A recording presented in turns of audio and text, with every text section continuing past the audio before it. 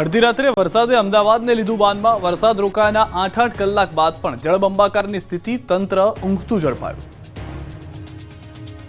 અમદાવાદમાં મોડી રાત્રે વરસાદે સ્ટ્રાઇક કરતા અમદાવાદ મહાનગરપાલિકાના સત્તાધીશો અને અધિકારીઓ ઊંઘતા ઝડપાયા.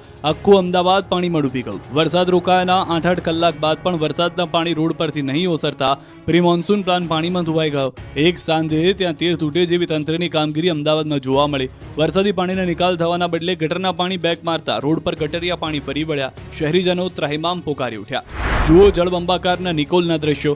રાત્રે પડેલા વરસાદના પાણી સવાર સુધી ઓસર્યા ન હતા. નિકોલના શિવાજી ચોક, પાર્શ્વનાથ ટાઉનશીપ સહિતના વિસ્તારના રોડ પર જાણે પૂર આવ્યું હોય તેવી પરિસ્થિતિનું નિર્માણ થયું.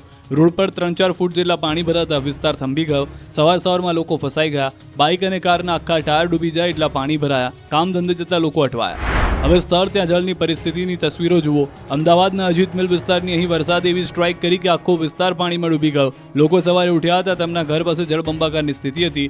રોડ હોય કે BRTS રૂટ, બધી જ જગ્યાએ પાણી જ પાણી જોવા મળ્યું. ભરાયેલા પાણીના કારણે અનેક વાહન ચાલકોને હાલાકીનો સામનો કરવો પડ્યો. સવારે બ્રિજ પાસે AMTS બસ પાણીમાં ફસાઈ ગઈ હતી. વરસાદે શહેરને એવું બાનમાં લીધું કે રોડ પર વાહનો તો ફસાયા, સાથે જ રોડ પર AMTS બસ પણ ફસાઈ ગઈ. પેસેન્જરોને લઈને જતી AMTS બસ પાણીમાં ફસાતા મુસાફરોના જીવ તાળવે ચોંટી ગયા. બસને વચ્ચે જ મૂકીને જવું પડ્યું. હવે મકરબાથી વિજલપુર જવાના રોડના હાલ પણ જોઈ લો. અહીં જાણે પૂર આવ્યું હોય તે રીતે રોડ પર પાણી ભરાતા લોકોને મુશ્કેલીમાં મુકાવવા પડ્યું. 1 ઇંચ વરસાદમાં જ આ વિસ્તારમાં જળબંબાકારની સ્થિતિ સર્જાઈ હતી. આ તરફ ઓઢવના લોકોને પણ મહાનગરપાલિકાના પાપે ડૂબવાનો વારો આવ્યો. ઓઢવ ફાયર બ્રિગેડ સ્ટેશન સહિતના વિસ્તારમાં પાણીનું સામ્રાજ્ય છવાયું હતું. તળાવ જેવા દ્રશ્યો સર્જાયા હતા. રસ્તા પર પાણી ભરાતા લોકોને મુશ્કેલીનો સામનો કરવો પડ્યો.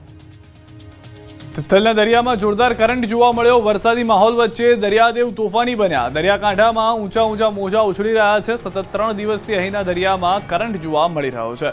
15 થી 20 ફૂટ ઊંચા મોજા ઉછળ્યા છે. દરિયાનું આ તોફાની સ્વરૂપ જોવા માટે સહેલાણીઓ ઉમટ્યા. જોકે કોઈ અનિચ્છનીય બનાવ ન બને તે માટે તંત્ર દ્વારા પ્રવાસીઓને દરિયાની ખૂબ જ નજીક ન જવા સૂચના અપાઈ છે. તેમ છતાં કેટલાક લોકો ખૂંખાર મોજા સાથે મસ્તી કરતા જોવા મળ્યા, જો જોખમી સાબિત થઈ શકે છે.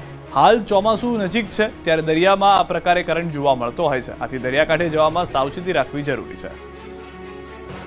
વાદળ સાથે વાતો કરવા લાગ્યું સાપુતારા. સાપુતારાનો આ અદ્ભુત નજારો મનમોહક છે. ધોધમાર વરસાદ બાદ વાદળ જાણે કે સાપુતારામાં આવેલા પ્રવાસીઓ સાથે વાતો કરવા નીચે ઉતરી આવ્યા.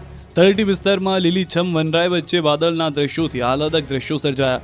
ધુમ્મસની ચાદર છવાયેલી જોવા મળી. વાદળ અને ધુમ્મસ વચ્ચે ડુંગર પર જાણે કે બરફની ચાદર છવાઈ હોય એવા નયનરમ્ય દ્રશ્યો જોવા મળ્યા. અહીં આવેલા પ્રવાસીઓને આ દ્રશ્યો જોઈને મોજ પડી ગઈ. વરસાદી વાતાવરણ વચ્ચે ગિરિકંદરામાં ધુમ્મસને પગલે ગિરિમથક સાપુતારાના સૌંદર્યને 4 ચાંદ લાગી ગયા છે.